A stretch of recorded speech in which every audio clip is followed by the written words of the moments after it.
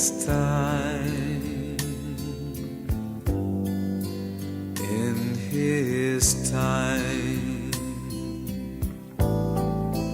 he makes all things beautiful.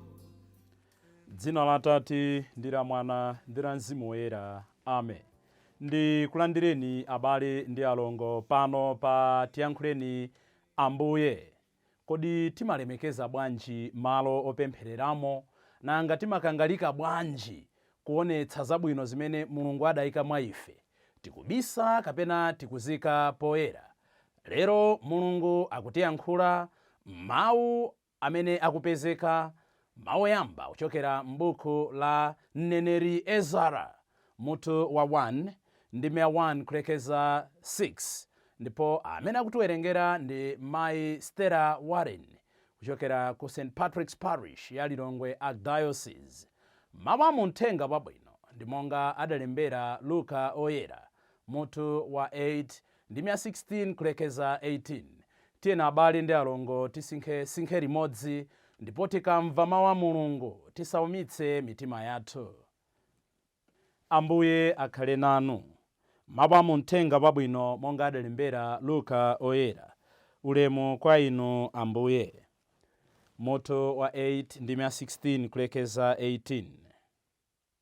Yesu adati, palibe munthu amene amayatsa nyale nkuyivindikira ndi mbiya kapena kuyibisa kunsi kwa bedi, koma amayika pamalo onekera kuti anthu olowa m'nyumbamo aone kuwala kwake. Pajatu chinthu chilichonse chobisika chidzaululika, ndipo chilichonse chachisisi chidzadziwika ndi kuonekera poyera. N'chifukwa chake muzisamala mmene mumamvera mawu.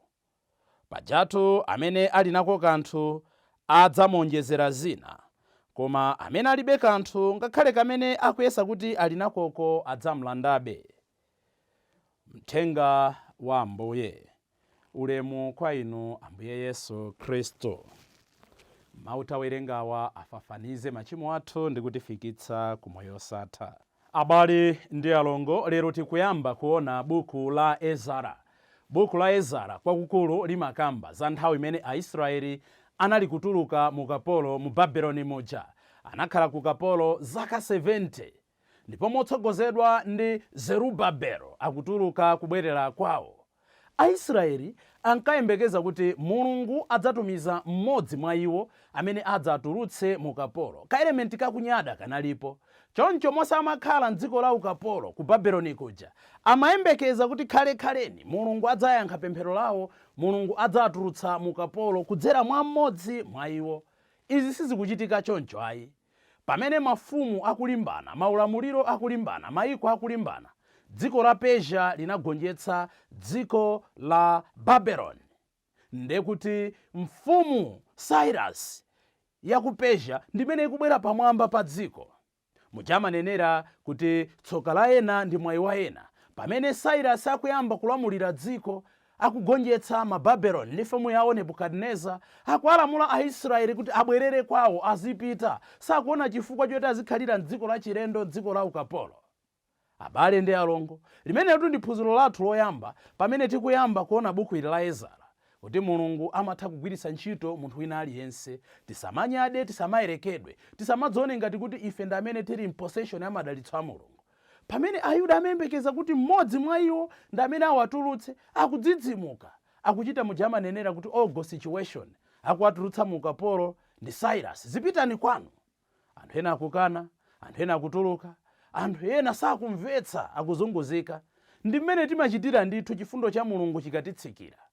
Koma chosangalatsa, maphunziro akuluakulu amene tikuphunzira m'buku limeneli, komanso mawu amene taona tsiku la lero, ndionena kuti tchimo limakhala ndi zotsatira zake. Chilichonse chimene timachita m'moyo uno chili ndi zotsatira zake. Tikachita zabwino, zabwinozo zimaonekera poyera. Tikachita zoyipa, pangatalike pangafupike, zimaonekera poyera. N'chifukwa chake tikuyenera kukhala anthu osamala, tikuyenera kukhala anthu amene tikupempha chifundo cha Mulungu, komanso upangiri ndi utsogozi wa Mzimu Oyera. Chachiwiri, Aisraeli pamene akutuluka mu ukapolo, uyu mfumu ya ku Persia Cyrus akwauza kuti pitani kwanu mukamange nyumba yachauta muzikampembedza, muzikathera nsembe. Tikuona kuti pamene akutuluka chimene chili m'maindi yawo choyambirira ndichonena kuti akamange nyumba yachauta kumene akabwezerenso chipembedzo chawo chakale chimene chinali chikulowa pansi.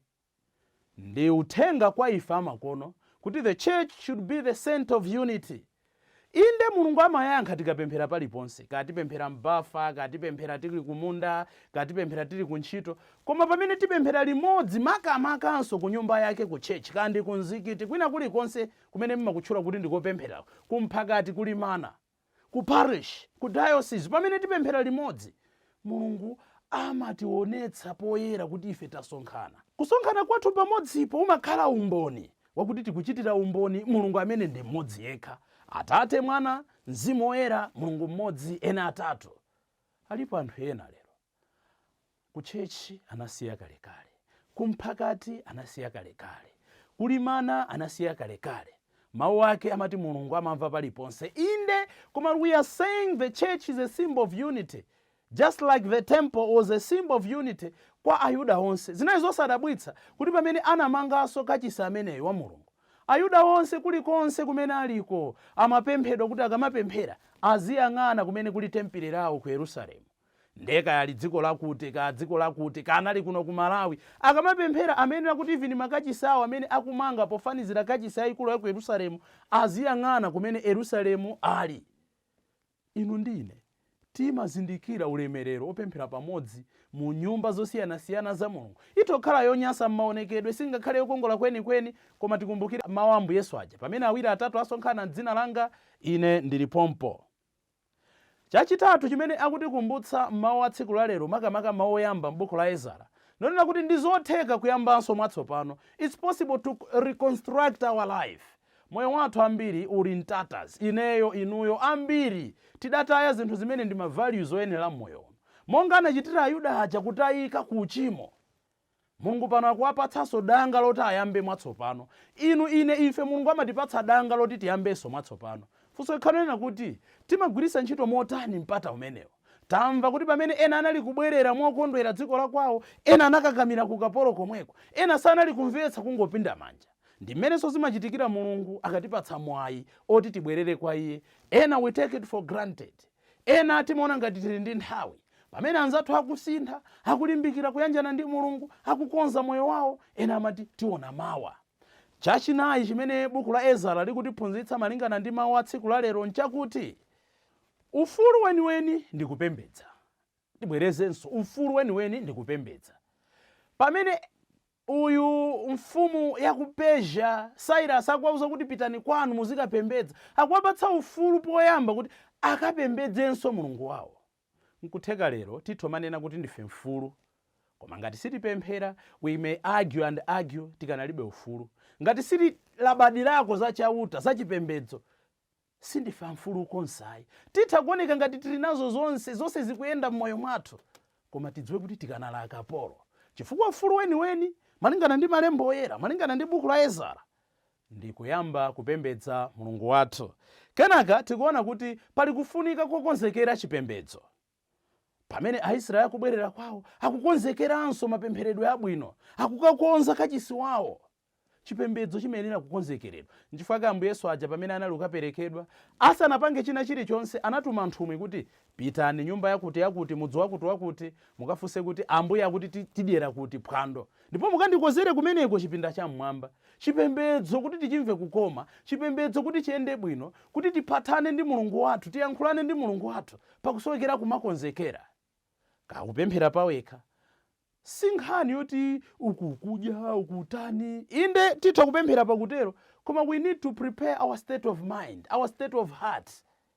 Nde kudzipangitsa ndithu, nchifukwa timati tikhale chete, kudzisonkhanitsa. Chimodzimodzi kati kupemphera ngati pa mphakati, kati kupemphera ngati pa parish, titenge gawo pokonzekera bwino chipembedzo. Akwaya konzekerani bwino. Inu amene mwapatsidwa gawo loti mukawerenga konzekerani bwino. Ife amene ndi ansembe atumiki tikonzekere bwino mbali yathu. Aliyense even amene akupita ku chechi akonzekere bwino. potenga buku la nyimbo, potenga baibulo, akwaya akamayimbo sangoti kwayi kutiimbira, akungotitsogolera, tonse tiziimbira limodzi. Ndiye kuti takonzekera bwino. Active participation. Timakonzekera bwanji pamene pakuchitika miyambo ya chipembedzo. Zimakhala zomvetsa chisoni kuti tikutamanda Mulungu tikungoseka pali chipwirikiti ayi. Ngakhale mavalidwe amene akhale osonyeza kuti tili pamaso pa Mulungu.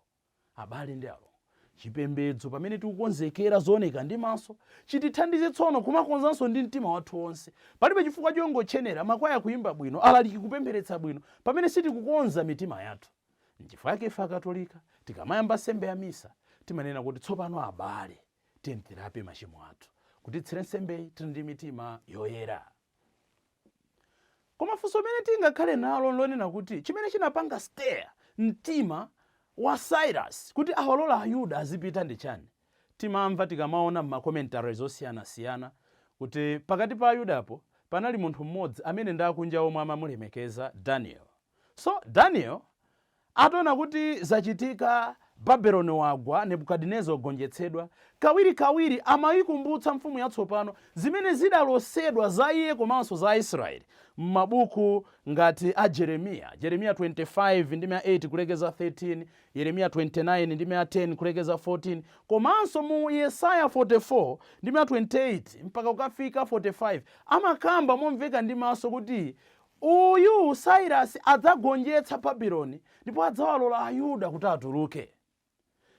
Daniel anatenga uthenga umene uja ndi kumuuza mfumu kuti chimukomere mtima awalola Aisraeli abwerere dziko la kwawo. Ndi uthenga wamphamvu onena kuti pamene tili pafupi ndi ulamuliro, pamene tili pafupi ndi akuluakulu, when we are close to those in authority, we should use our advantage for the better of the common good. Nthawi zina tikayandikirana ndi akuluakulu timangofuna zosweka zathu zokha. Daniel akanatha kungonena kuti ine mfumu chitireni chifundo mundipatse izi zimene zikusowa. Ayi, akufotokoza zimene zipindulire anthu onse. Kodi inu ndi ine amene tili ndi maulamuliro, amene tili ndi maudindo, amene tili ndi mphamvu, amene tili ndi mwayi ma privilege osiyanasiyana, okhala pafupi ndi abambo mfumu, pafupi ndi bishop, pafupi ndi president, pafupi ndi aphungu, pafupi ndi anduna, timafotokoza zinthu zoti anthu osapindulepo? Tidzifunse kawiri katatu, ndipo ngati tikulephera mwayi wake ndi lero kuti tiyambe mwatsopano. Phunziro lina limene tikulipeza ndilonena kuti Aisraeli pamene anali kubwerera, anthu ena amene anakhala nawo bwino, amene amacheza nawo, akuti anapatsa zinthu zosiyanasiyana zoti akakonzere nyumba ya Mulungu. Pamene ena tikumva kuti akukonza kachisi wa Mulungu, akuchita ntchito zojijirika zotukula mpingo, kasa mpingo wathu akatipempha tizolowa manja chifukwa Mulungu alibe malire, Mulungu alibe maboundaries. In fact, pamene akudalitsa ena, you never know, you be blessed chifukwa cha ubwino amene mudayipangira nyumba yake. Ndikangati kamene takhala committed pothandiza ena amene akukonza nyumba ya Mulungu, kapena matchalichi athu, maparishi athu pamene akukonza nyumba zosiyanasiyana. Ndikangati kamene tinatengako gawo pothandiza nawo, pogwirana manja kuti ntchito imene itheke. Awa atu anachita izi ndi anthu amene anali akunja, akupereka ma resources awo kuti akathandizira Aisraeli kukonzanso nyumba ya Mulungu. Ndipo potsirizira phunziro limene tikuliona tsiku la lero ndilonena kuti tsono atafika kwawo kuja monga anachitiradi, asanapange china chilichonse, Aisraeli akukhalira pansi ndipo akukonzadi ganizo loti akonze nyumba ya Mulungu. The house of God should be our priority. Abale, pamene tikupemphera chonchi, pamene tikusinkhasinkha mawu amenewa, tikumbukire tsono zimene atilangiza Ambuye Yesu muthenga wabwino: sumatenga nyali ndi kuivindikira. Pamene Mulungu anatipatsa zabwino, is meant kuti zipindulire ena onse. Tisabise maluso athu, tisabise mphatso zathu. Mu mpingo pano mukuchitika zisankho, tisakane maudindo. Si inu amene mukugwira ntchitoyo, ndi Mulungu amene afuna agwire ntchito kudzera mwa inu. Tivomere podalira ndi kuwerengera chithandizo cha Mzimu Woyera. Kodi nyali yanu ikuyaka ija mnalandira pa ubatizo? Kodi nyali yanga ikuyaka? Kodi nyali zathu zikuyaka? Ambuye tithandizeni kukhala nyali zimene zikuunikira dziko lapansi. Dzina la Atate ndi la Mwana ndi la Mzimu Woyera. Amen. My life to you I bring, may each